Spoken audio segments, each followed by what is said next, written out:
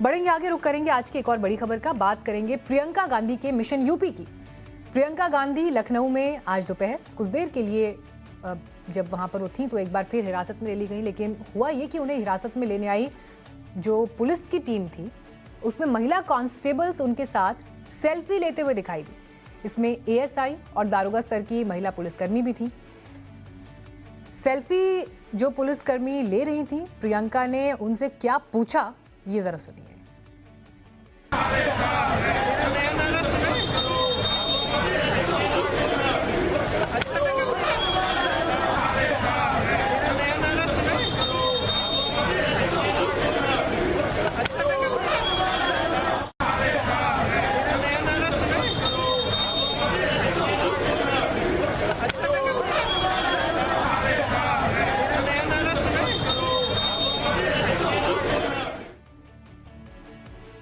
तो कल की प्रेस कॉन्फ्रेंस में दिए नारे का जिक्र कर रही थी प्रियंका, लेकिन इस तस्वीर के सेल्फी के सोशल मीडिया प्लेटफॉर्म पर वायरल होने के बाद प्रियंका गांधी ने एक ट्वीट भी किया जो इस वक्त आपको हम स्क्रीन पे भी दिखा रहे हैं, जिसमें प्रियंका गांधी ने कहा कि योगी सरकार से ये अपील है कि वो इन कांस्टेबल्स को जिन्होंने उनके साथ फोटो खिंचवाया इस पर सजा ना दे।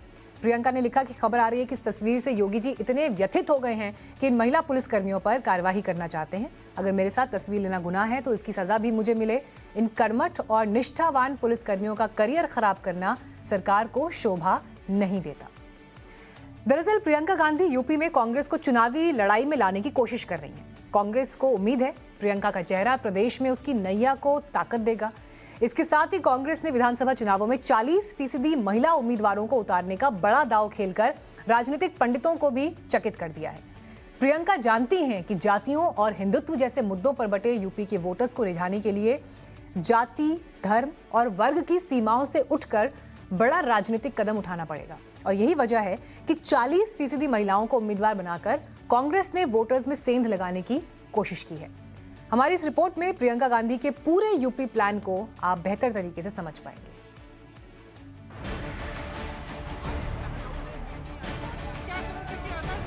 कांग्रेस महासचिव प्रियंका गांधी 17 दिनों में दूसरी बार हिरासत में ली गई। पुलिस ने उन्हें तब रोका जब प्रियंका आगरा पुलिस की कस्टडी में एक युवक की कथित मौत के बाद परिवार वालों से मिलने लखनऊ से निकली थी। हालांकि उन्हें थोड़ी देर रोकने के बाद जाने की इजाजत मिल गई। पुलिस की कार्रवाई को प्रियंका ने तमाशा बता दिया।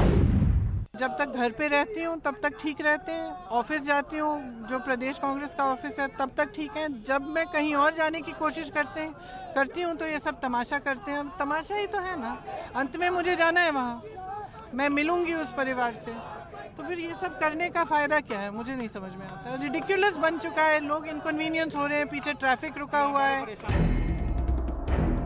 प्रियंका गांधी यूपी में पूरे एक्शन में है। प्रियंका लखीमपुर खीरी में किसानों की आवाज बन गई। वाराणसी में किसान न्याय रैली कर राजनीतिक ताकत का प्रदर्शन किया। उन्नाव और हाथरस में महिलाओं के हक और हुकूक की बात की और अब चुनाव में 40% महिला उम्मीदवार उतारने का क्रांतिकारी वादा कर सबको चौंका दिया है। हमने तय किया है कि आने वाले विधानसभा चुनाव में उत्तर प्रदेश में कांग्रेस पार्टी 40% टिकट महिलाओं को देगी। मैं लड़की हूं, राजनीति में सिद्ध मत है, किसी भी चुनाव में दल की जीत में महिलाओं के समर्थन का योगदान सबसे ज्यादा होता है, क्योंकि इनकी आबादी आधी है।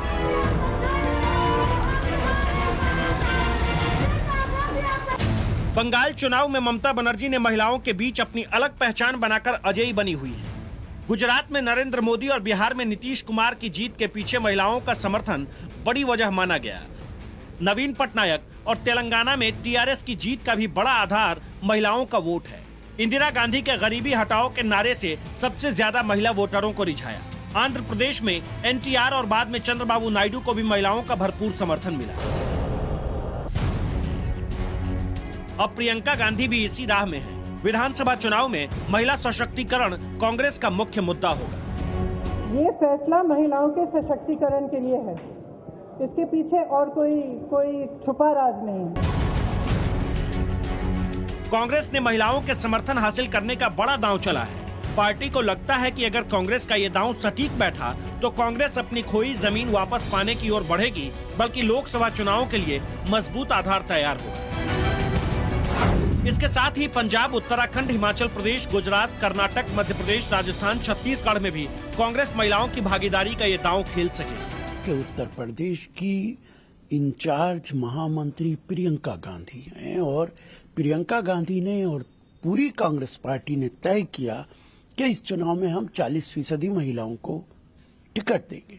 और हम आशा करते कि जहां पे कांग्रेस पार्टी की दूसरी जगह सरकारें हैं, वहां के महामंत्री और वहां की पार्टी भी यही फैसला करे। प्रियंका गांधी ने उत्तर प्रदेश की बंजर जमीन पर कांग्रेस की सियासी फसल उगाने के लिए जो प्लान तैयार किया है, वो समाज के सभी वर्गों को साधने की कोशिश लगती है। मसलन प्रियंका का फोकस किसान, नौजवान, महिला सुरक्षा, बेरोजगारी, महंगाई पर सरकार को घेरने की है। प्रियंका की कोशिश पिछड़ेपन और बेरोजगारी को मुद्दा बनाना होगा। सूत्रों के मुताबिक प्रियंका लोगों से जुड़े मुद्दों को उठाकर चुनावी जमीन तैयार करना चाहती है। इसमें कोई शक नहीं कि प्रियंका के एक्टिव होने के बाद कांग्रेस में एक नए जोश का संचार हुआ है, लेकिन कांग्रेस के सामने चुनौतियां बहुत है। सबसे बड़ी चुनौती कमजोर संगठन है, जमीन पर कार्यकर्ताओं की कमी है, यूपी की जाति आधारित राजनीतिक गणित है, बीजेपी का प्रबल हिंदुत्व का नारा है, योगी और मोदी के गुड गवर्नेंस के दावे हैं। यानी लड़ाई बहुत बड़ी है। रंजीता झा के साथ bureau report, times now Navbharat. और महिलाओं को लेकर कांग्रेस पार्टी ने जो ये दाव चला है, हम आपको जमीनी हकीकत की तरफ भी जो है कुछ आंकड़ों के जरिए तस्वीर दिखाते हैं कि एक्चुअल अगर बात की जाए तो उत्तर प्रदेश में परिस्थिति इस वक्त क्या है। अगर आप यूपी में महिला विधायकों की स्थिति देखें 2017 के जो विधानसभा चुनाव के नतीजे थे उनमें, तो इसमें आपको दिखाई देगा कि सबसे ज्यादा महिला विधायक बीजेपी जो कि सत्ताधारी पार्टी है 37 उनके पास हैं। फिर अपना दल कांग्रेस, अपना दल से 1, कांग्रेस से 2, बीएसपी से 2 और समाजवादी पार्टी से मात्र 1। अब अगर आपको हम स्ट्राइक रेट बताएं जो महिलाओं ने किस तरह से परफॉर्म किया चुनावी मैदान में, तो वो भी आप 2017 विधानसभा चुनाव के आधार पर देख लीजिए।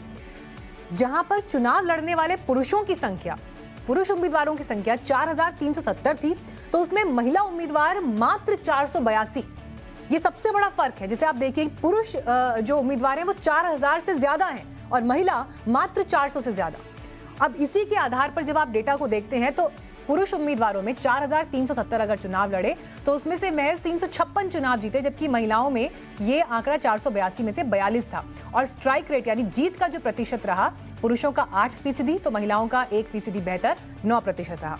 अब इससे आगे अगर हम आपको अलग अलग पार्टियों ने किस तरह से जो है टिकट्स दिए वो भी दिखाएं, तो किस पार्टी से कितनी महिला उम्मीदवार 2017 के चुनावों में रही, इसमें सबसे ज्यादा प्रतिशत महिलाओं को टिकट देने का बीजेपी के पास है। 13% महिला उम्मीदवारों को उन्होंने मैदान में उतारा, जबकि कांग्रेस ने 11%, समाजवादी पार्टी ने 10% और बीएसपी ने 5%। लेकिन आपको ये भी देखना चाहिए कि जो देश के 2 सबसे बड़े मंच हैं जहां पर जनता के चुने हुए प्रतिनिधि पहुंचते हैं, यानी लोकसभा, वहां पर क्या स्थिति है, तो महिलाओं का प्रतिनिधित्व लोकसभा में मात्र 14% है और अपर हाउस यानी राज्यसभा में ये और कम है, मात्र 12%।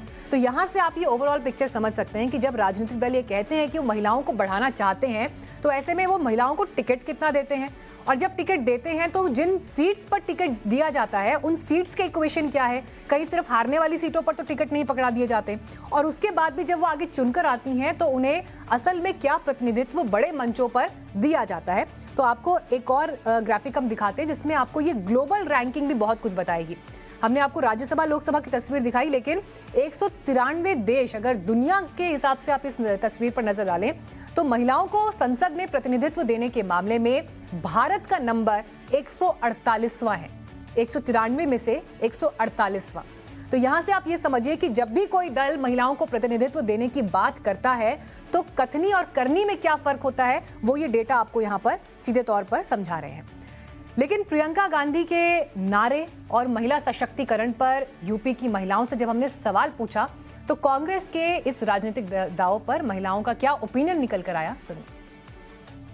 अब वो कहीं हैं, अब वो चीज़ करके दिखाएं तब ना महिला आगे मतलब देखेंगी करेंगी कि हाँ वो कर रही हैं, तब ना आगे की सीटें देखी जाए तो महिला भी करेंगी अपना। वो गांव में चली जाती हैं साड़ी वाड़ी पहन के और थोड़ा अपनी चीज़ों को पोस्ट करने लग जाती हैं, तो ये इस तरीके से नहीं है। अब अगर उन्होंने कहा उसके लिए काम करना पड़ेगा, काम करके दिखाएं। देखिए महिलाएं आज की डेट में जागरूक हैं, उनको सब पता है, और अगर वो कुछ कह रही हैं और करने के लिए बोल रही हैं तो महिलाओं को जो दिखेगा तभी वो ट्रस्ट कर पाएंगी ना। बदलाव की बात कर ज़रूर रही हैं, तो हम बार बार तो इसी बात को दोहराया जा रहा है ना कि वो पॉलिटिक्स का खेल भी हो सकता है, लेकिन वो उस चीज़ को अगर बोल रही हैं तो उसको कर और निभा कर दिखाएं, तभी सारी महिलाएं उस पर विश्वास कर सकती हैं। योगी जी और मोदी जी के राज्य में तो जो है महिलाओं के संग वो बहुत सेफ्टी चल रहा है।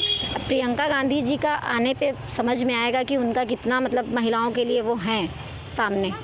इसलिए वो दे रही हैं क्योंकि वो मोदी जी के टक्कर में आना चाहती हैं और कुछ नहीं है। बात प्रियंका गांधी की आती है तो वो बोली हैं कि मैं लड़की हूँ, लड़ूंगी, तो वो अब करके दिखाएं महिलाओं के लिए, तब इसको माना जाएगा कि हाँ वो बोली हैं जो वो करेंगी।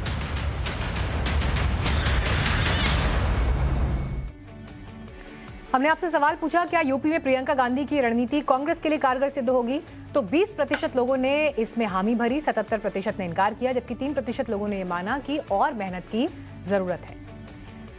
तो एक तरफ प्रियंका गांधी अपने यूपी प्लान पर काम कर रही हैं, तो दूसरी तरफ मोदी और योगी भी उत्तर प्रदेश को फतह करने के प्लान पर काम कर रहे हैं।